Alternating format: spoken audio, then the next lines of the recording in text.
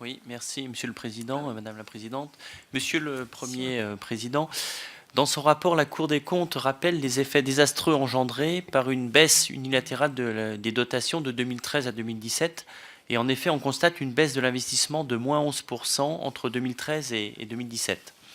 La Cour des comptes l'a relevé à de nombreuses reprises dans ses rapports. Une réduction uniforme de la part forfaitaire de la DGF avait atteint ses limites. Fort de ce constat, la majorité a employé un chemin qui est inédit, parce que du coup, maintenant, on part sur la confiance, avec la contractualisation, avec plus de 70% des 322 collectivités.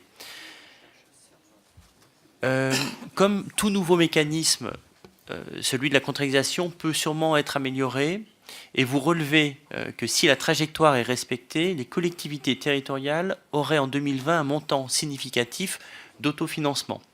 Par contre, vous émettez un doute sur l'utilisation de cet autofinancement, réduction de la dette, baisse des impôts. Ces bons résultats risquent de relancer des dépenses de fonctionnement qui pourraient compromettre ainsi la trajectoire fixée. D'où ma question, quel outil ou quel mécanisme imaginez-vous pour éviter de tels effets et qu'on relance du coup des dépenses de fonctionnement? Et enfin, la Cour des comptes opère chaque année un focus sur un sujet précis.